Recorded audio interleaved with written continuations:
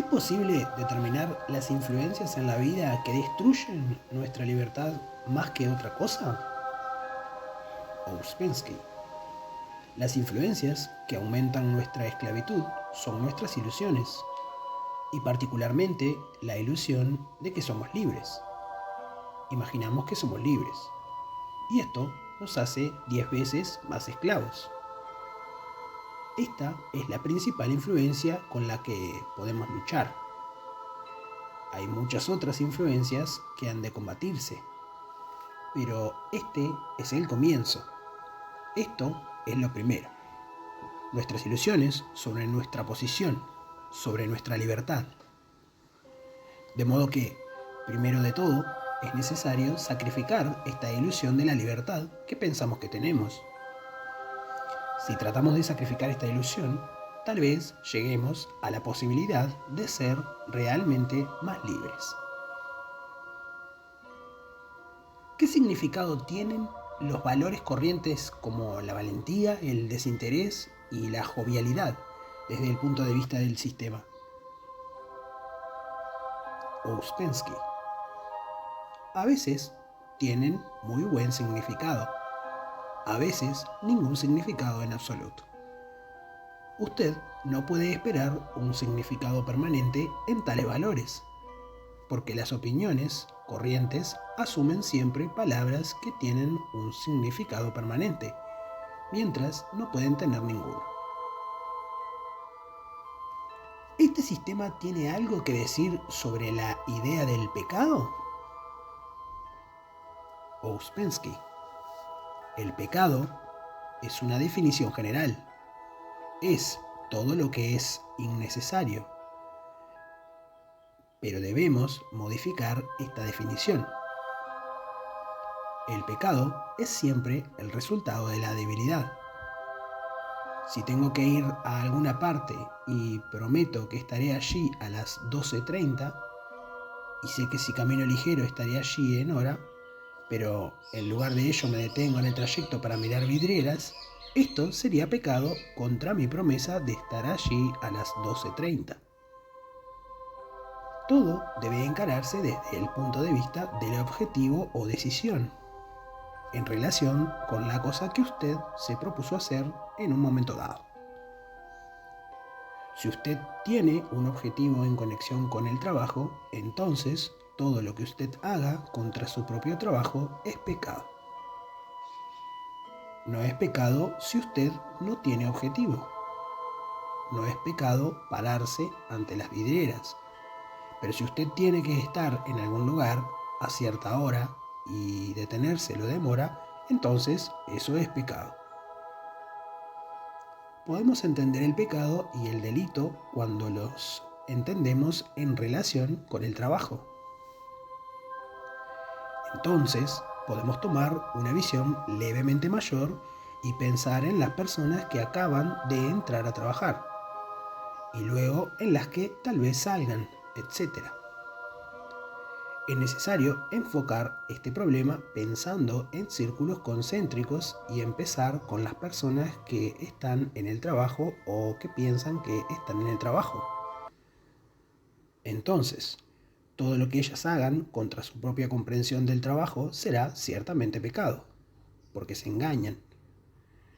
Y lo que ellas hagan contra otras personas en el trabajo, mediante su gestión o ejemplo, es pecado, porque su objetivo es ayudar y no impedir. De modo que es posible entender el pecado solamente en relación con el trabajo, en primer lugar, y más tarde verlo fuera del trabajo. ¿Qué quiso decir con que el pecado es el resultado de la debilidad? Ouspensky. Usted sabe que en el trabajo aumentan los requisitos. Muchas cosas se tornan más difíciles gradualmente.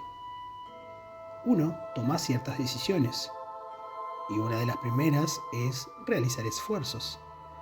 Ir contra la vida ordinaria, que consiste siempre en evitar los esfuerzos y hacer las cosas tan fáciles como sea posible. Si uno trata de trabajar, toma la decisión de ir contra esta tendencia, de hacer cosas más difíciles. Además, si eso queda meramente en una decisión mental, si no conduce a ninguna acción, tratase de una necedad y es ciertamente pecado contra uno mismo. ¿Puede pasar usted de la palabra pecado a la palabra penitencia? ¿Puedo considerar que el arrepentimiento es algo absolutamente diferente de su concepto habitual? Ouspensky. En el trabajo, las cosas malas anulan muchas cosas buenas, pero las cosas buenas no anulan las cosas malas.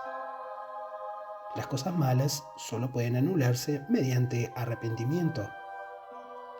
Eso no significa que el hombre hace algo y luego se arrepiente y se dice, no lo haré otra vez, porque lo hará. Si uno hizo algo, su vestigio queda, de modo que es más fácil hacerlo por segunda vez y esto crea el impulso. Uno puede vencer a veces este impulso mediante el arrepentimiento, que significa sufrimiento. ¿Usted lo llama arrepentimiento en la medida en que venza al impulso?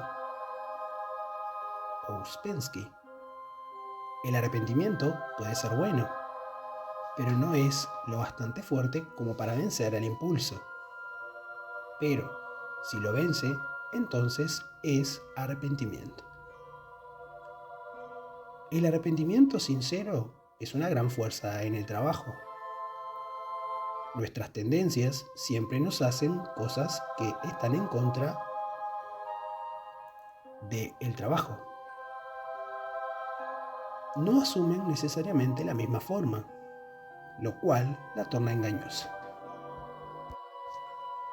Yo podría hacer algo de una forma y luego no continuarlo de la misma forma, pero en el mismo sentido. Pero si me arrepiento correctamente y en el momento correcto, puedo detener esa tendencia. Entonces, ¿el arrepentimiento real significa necesariamente el cambio del ser? Ouspensky no lo llamaría cambio del ser, sino simplemente detención de una tendencia. ¿No existe un modo con el que podamos ayudar a la humanidad? Ouspensky. Siempre comenzamos con la idea de que las cosas se tienen que arreglar. Pero suponga que un hombre adquiere poder y empieza a arreglar las cosas. Tal vez las empeore tanto que tenga que venir algún poder superior para arreglarlas de nuevo. Y esto signifique la destrucción de la Tierra. Esto explica otra cosa: la dificultad de adquirir lo que podemos llamar poderes superiores. Es como si alguna definidamente consciente le impidiera a uno adquirir poderes superiores, porque de inmediato uno querría abusar de ellos. Parece como si usted pudiese obtener estos poderes solo cuando estas mentes superiores o seres conscientes están seguros de que usted no interferirá. Pero no hay observador consciente, hay leyes, y están en usted. Son una suerte de frenos automáticos en usted que le impedirán que interfiera. ¿De qué sirve tener estos poderes si no se puede usarlos? Ouspensky. Evidentemente, en un momento dado, las fuerzas del mundo tienen que combatir entre sí, y los poderes superiores no quieren interferir. Evidentemente, por cierta razón definida. Si el lado positivo, el opuesto al caos, es suficientemente fuerte, triunfará. Si es débil, ha de ser destruido. Y luego tal vez aparezca algo nuevo. En la Biblia hay muchas alusiones a esto, o quizás sean solo alegorías. Todo demuestra que las cosas no han de combatirse en un solo nivel, de modo que no pueda haber interferencia. Usted dijo que el hombre no tiene voluntad. Entonces, ¿Qué denominación le da cuando una persona realiza un esfuerzo muy real para vencer un hábito o para no hacer lo que le gustaría hacer? Ouspensky. Eso es atracción hacia algo o rechazo respecto a algo. O la persona tiene miedo de algo o le disgusta algo y eso crea rechazo. O alguien le dijo que podría obtener algo y eso crea la atracción. Eso no está en él, está en las cosas.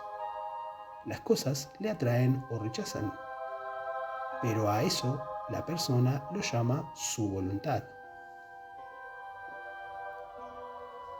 Entonces, ¿a eso usted lo considera absolutamente sin valor?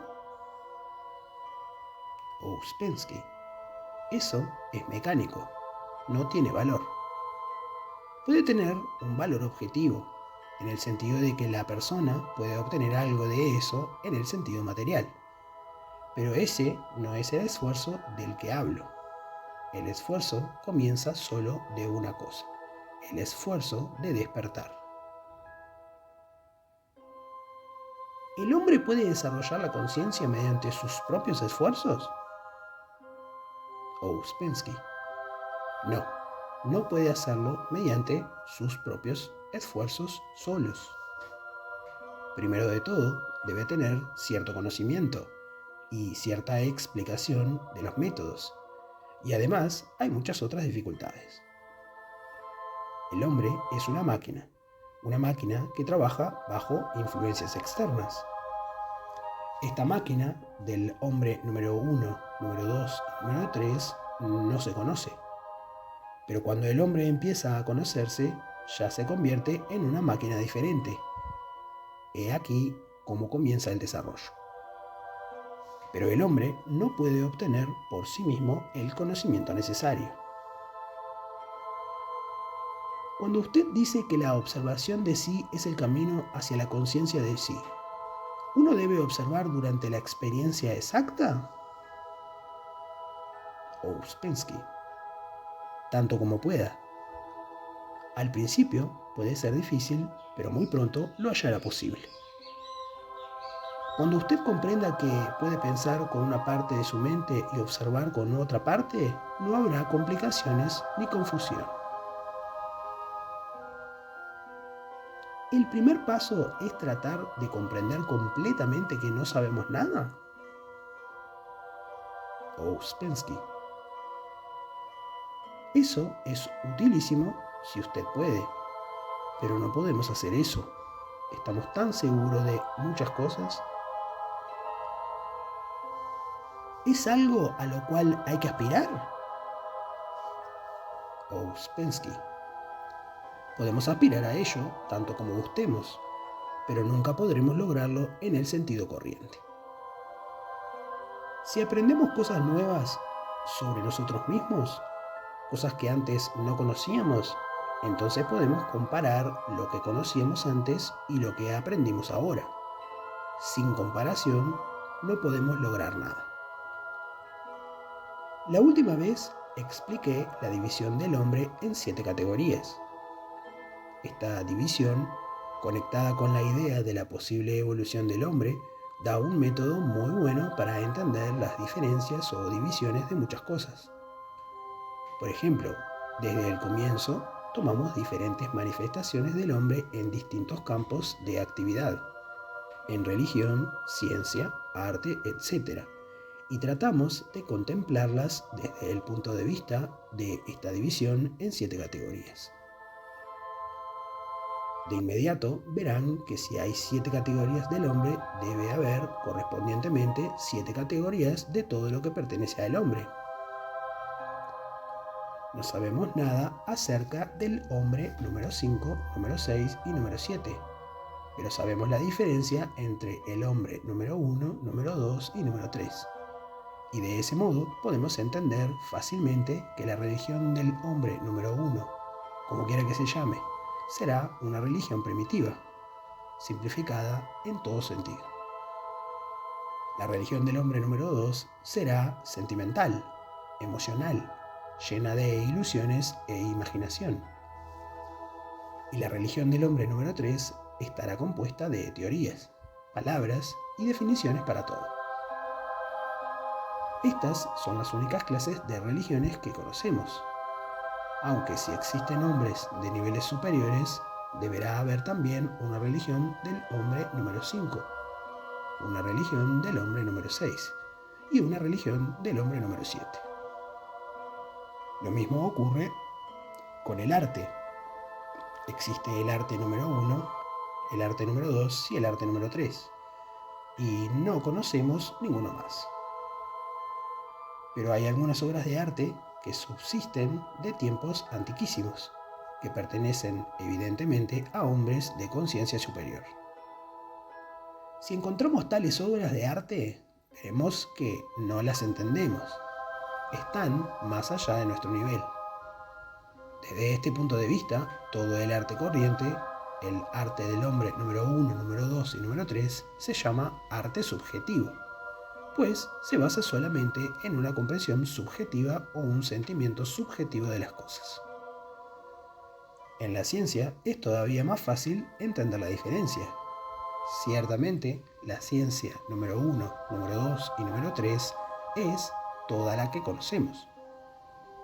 Utiliza el actual estado de la conciencia y las actuales funciones del hombre como instrumento para obtener ciertos resultados. La ciencia número 4 empezará con el mejoramiento de los instrumentos. Si usted tiene que trabajar en alguna rama particular de la ciencia, posee cierto instrumento para este trabajo y obtiene ciertos resultados. Pero suponga que puede tener un instrumento mejor. De inmediato obtendrá mejores resultados. De modo que la ciencia número 4 está conectada con el mejoramiento del instrumento cognoscitivo, con el mejoramiento de las funciones y del estado de la conciencia del hombre. ¿Puede decirnos más sobre lo que significa el hombre número 1, número 2 y número 3? Ouspensky. Esto se refiere al centro de gravedad en los momentos de las grandes decisiones. El hombre número 3 actuaría partiendo de una teoría. El hombre número 2 sobre la base de gustos y rechazos emocionales. El hombre número 1 sobre la base de gustos y rechazos físicos. Para comprender los ejemplos de arte consciente, ¿uno deberá tener el conocimiento que una persona del común no ha obtenido? Ouspensky. No solo el conocimiento, sino el conocimiento y el ser. Hay dos lados de nosotros que deberán desarrollarse. Al hablar del conocimiento y del ser, es necesario empezar desde el comienzo.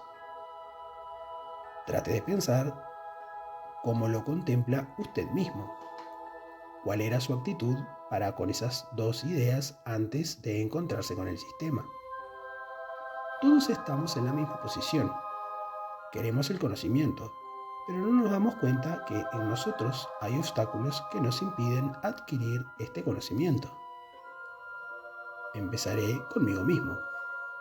Antes de encontrarme con el sistema, leí muchísimo y efectué muchos experimentos. De estos experimentos obtuve resultados interesantes. Entendí varias leyes y naturalmente quise continuar con estos estados. Pero vi que para esto era necesario más conocimiento. Entonces me encontré con el sistema. En el sistema pone particular énfasis sobre el ser. Según este sistema, no es posible más conocimiento hasta que se cambie el propio ser. Poco después nos enteramos que, respecto del conocimiento y del ser, nuestros grupos dividían en dos campos.